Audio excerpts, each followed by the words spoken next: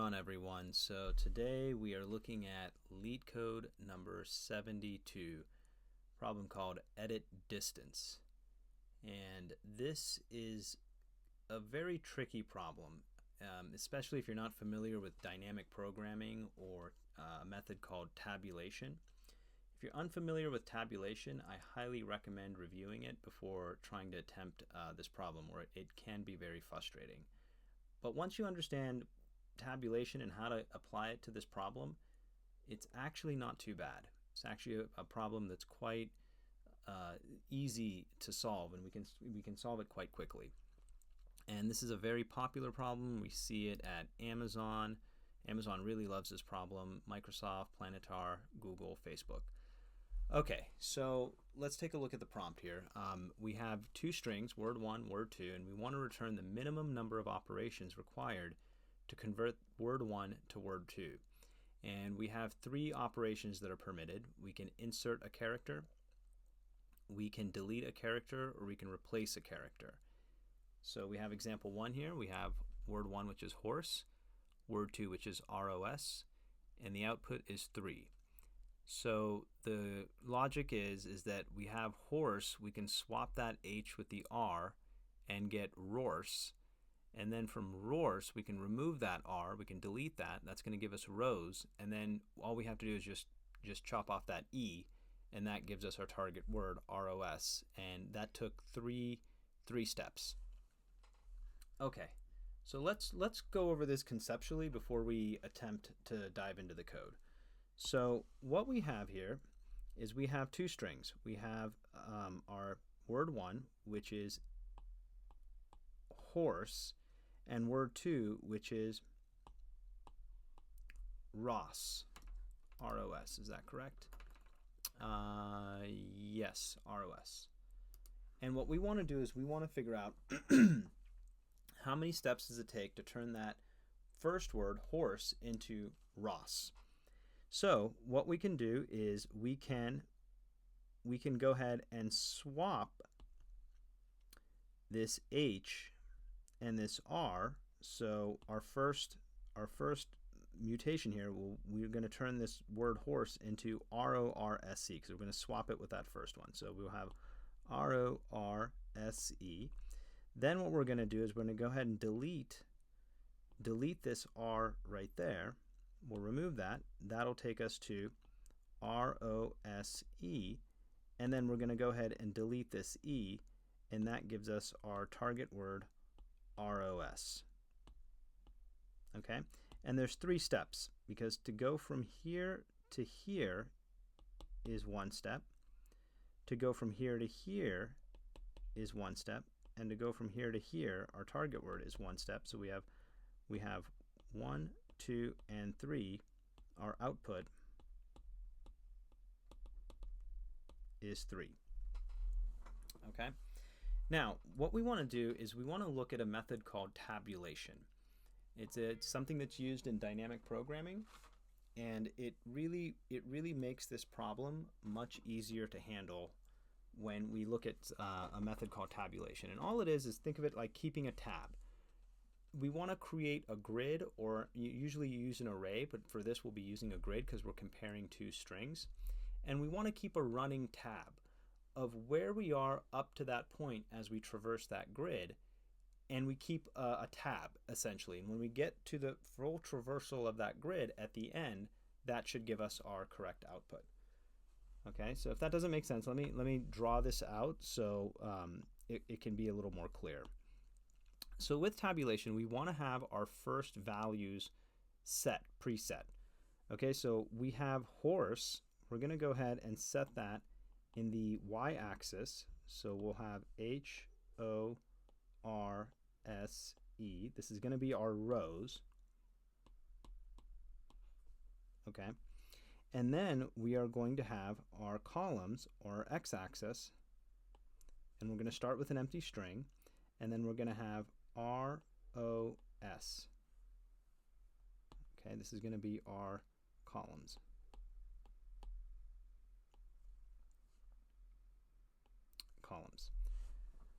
Okay, and let me just draw out some lines here so this is just a little bit easier to read.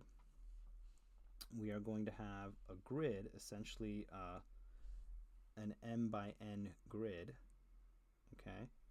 And so we'll have our first row there, second row there, third row here, fourth row here, and fifth row over here.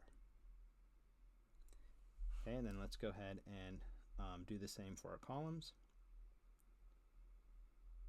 Okay, so we'll have our first column here, our second column here, third column here. Okay, now again, you want to think of it as keeping a running tab. So what we want to do is we want to have our initial values set. So when we get our inputs, horse and Ross, we want to go ahead and create this grid and then set it with the initial values. And what are we doing here? Well, we want to take a look at what does it take to get this string here, or this element here, to equal this right there. Okay, so if we have two empty strings, how many steps does it take to get them to equal each other? Well, it takes 0. Right? So our initial value here, we can set this to 0. Now we move on and we say, okay, now if we go here to this cell and we're starting with an empty string, how many steps does it take to turn this empty string into this R? Well, it's going to take 1 step, because we're just going to add one to the empty string. Similarly, if we go to O, how many steps is it going to take this empty string right here, and turn it into the string RO? Well, it'll take 2 steps, because we're going to add the R and we're going to add the O. Okay, and then S, it's going to be 3. So that's our initial values for ROS. Now, we want to look at our column here, and the same thing. How many steps is it going to take to turn this empty string into this H here? Well, it'll take 1 step. Similarly, to turn the empty string into HO, it'll take 2 steps. HOR, it'll take 3 steps. HORS, it'll take 4 steps. And HORSE, it'll take 5 steps. If you have an empty string and you want to turn it into HORSE, well, you're going to have to add each one of those characters one by one 5 times, 5 different characters. Now we want to go inside of the grid. Okay, we want to start calculating the values inside of the grid. And so first, let's do it without referring to our previous values. Let's just look at what our grid is and how we can calculate that. And when we get to that point, then we want to start noticing, do we see a pattern? Do we see a pattern with the values that we already have in the grid, and can we calculate the current cell? Okay, and that's really the key to this problem of how this tabulation is working. So here we are at row 1, cell 1, row 1, column 1, okay? And we want to figure out how many steps does it take to turn this H right there into this R. Okay, well, we can swap, we can insert, or we can delete. So if we have an H and we want to turn it into an R, we can just swap it. So that'll be 1 step. Similarly, if we have H and we want to turn it into RO, well, how many steps? Well, we can swap that H and R and then add the O. So that'll be 2 steps. Okay, we have ROS. We want to turn this H into ROS. Well, again, we can go ahead and swap that H to the R, okay, and then we can add the O and the S, and that'll be 3 steps. Okay, let's keep moving on. So here we come to the O, and we want to turn this HO, this string HO here, into the string R. How many steps is that going to take?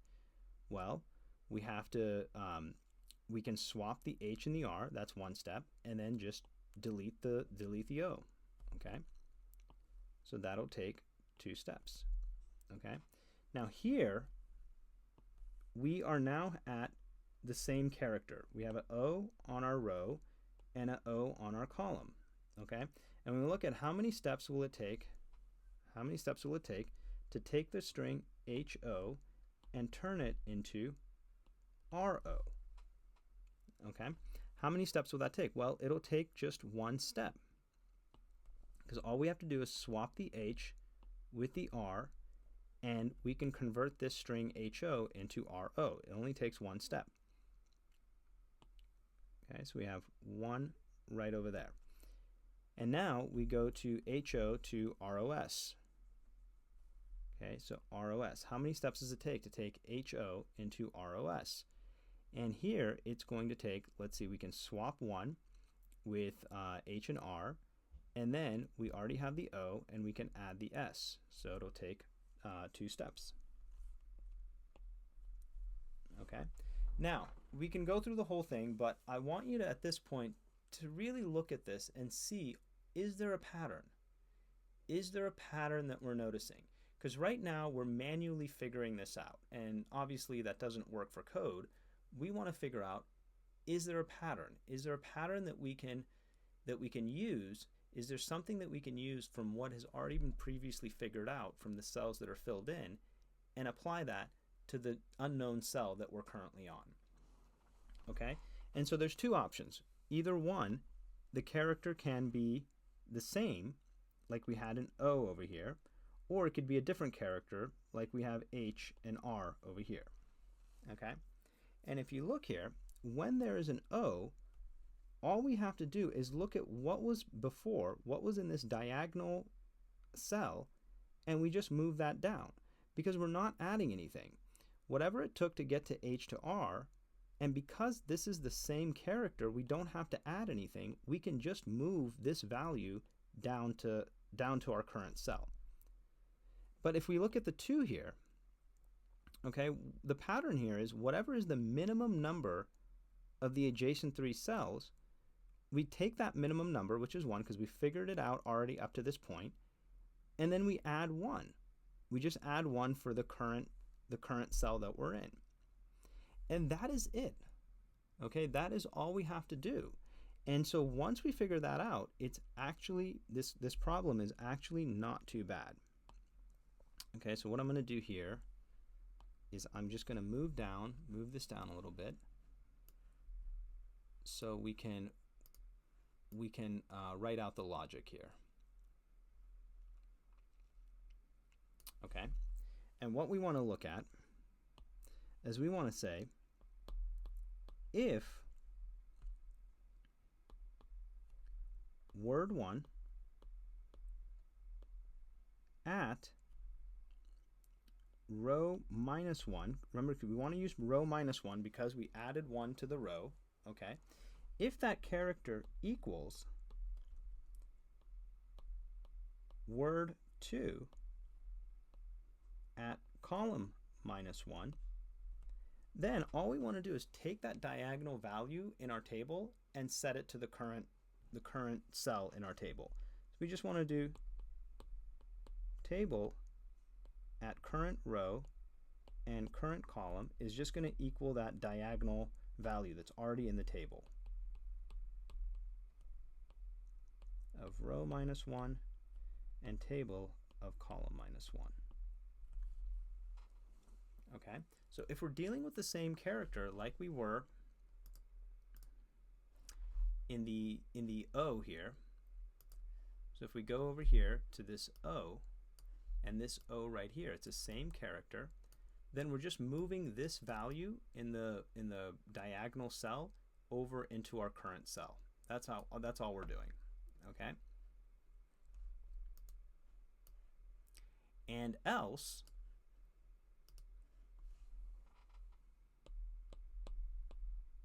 what we want to do is we want to get the minimum value of the 3 adjacent cells and add 1 and set that as our current cell for our table. Okay, so we want to just do table at row and column is going to equal 1 plus the minimum.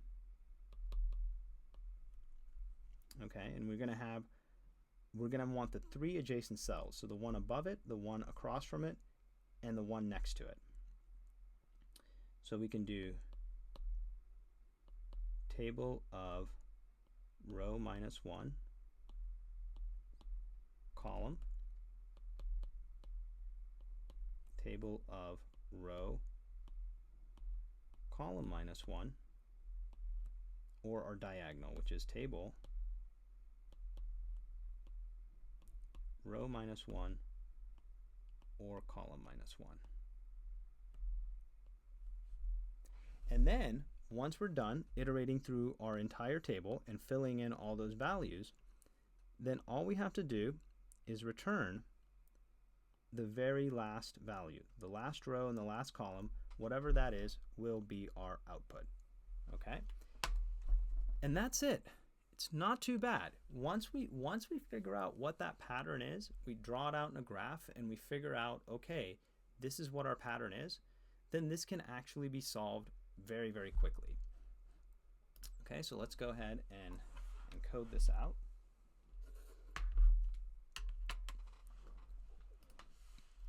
So the first thing we want to do, let me zoom out here so we have a nice clear view of all of this. Okay, so the first thing we want to do is we want to create our grid. We want to create our table and we want to fill in those initial values. Okay, so that's the first step of solving this. So we go ahead and create our table, and I'll just use a helper function here. And we want to add in our length, so we can do word1 length and word2. Okay, and that'll go ahead and create our table and it'll fill in those initial values. Once we have those initial values, we just need to iterate over our table and fill in the rest of the values, and then we just return. We're going to return the very last cell of our table.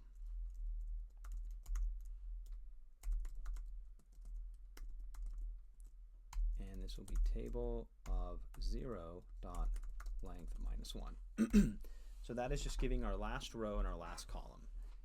And then we want to just go ahead in the main function, just go ahead and fill in our table using the previous values. So we can do for let row equals 1. And again, we're going to start at the first cell. We're going to start over here because we already have the 0th indexes filled. The cells on the 0th index is filled. So we'll do row equals 1. Row is less than table dot length row plus plus. And here we'll do for let column equals 1. Column is less than table of row dot length column plus plus. And now we're just doing that simple logic. If word1 at row minus 1 is equal to word2 at column minus 1, then we just want to set the current cell of our table to whatever was diagonal. So we just want to do table of row column is going to equal table of row minus 1 at column minus 1. So all we're doing here is if these are equal, if this character of our word1 is equal to the character here of our column in word2, then we want to just take this diagonal value of our table and set it in the current cell. Set the current cell to the diagonal value. All right, else what we want to do is we want to set the current table, the current cell of our table, row, column, we want to set it to 1 plus the minimum of all the adjacent cells. So we can do math.min, and we have table of row minus 1 column, table of row column minus 1, and then our diagonal, which will be table of row minus 1 and column minus 1. Okay, and that's the code. That's it. All right, so it's not too bad. Let's go ahead and build out our helper function.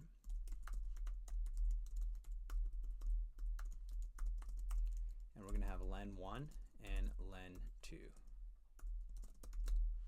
Now you can do this in one step. I like to just use 2 steps because it's a little bit cleaner, and then also if you get a bug in there, you can localize it. So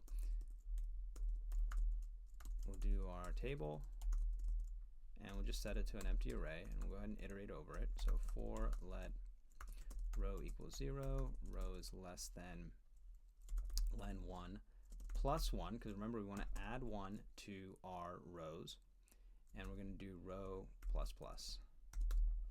Okay, and now at table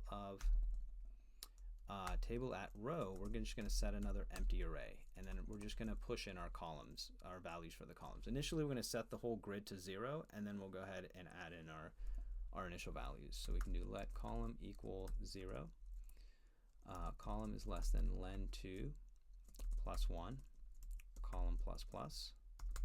Okay, and now we can just do table at row dot push, and we'll just push in 0 as our initial value.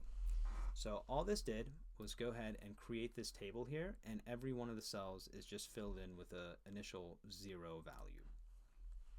Now what we're going to do is we're going to go ahead and fill in our values. So we can do our initial values. So let row equals 0, row is less than table.length, row plus plus. Okay, and now here what we want to do is we want to do table at our row at index 0. Okay, so column, what we're doing here is every single one of our rows, but at index column 0, we're going to go ahead and fill those values in. Okay, we're going to fill that in with row. And similarly, we're going to go into our column, let column equals 0, table at row dot length, column plus plus, and here we're going to just do something very similar. We're just going to do table at row of 0, and at column is going to equal column. Okay, so all we're doing here is that our row is 0, and at column 1, column 2, column 3, column 4, we're just going to put in that index 0, 1, 2, 3. All right, and then we're going to go ahead and return our table. Okay, and that should do it. So we have a slight bug here. Let me just go ahead and fix that. If we go ahead and run this, we are getting a heap error, and that is because we did not do c is less than. And that is it. That is the code. It's not too bad. I think what's really important about this is understanding this concept of tabulation. It's a dynamic programming method. I highly suggest reviewing tabulation and how it works. It comes up a lot. It also comes up in questions like Fibonacci. There's another one called coin change that this comes up in. So it's a good strategy to know when you see problems where it might be useful to use tabulation. Let's go ahead and run that. I'll go ahead and submit that. And yeah, so that is Leetcode number 72, edit distance. I hope you enjoyed it, and I will see you on the next one.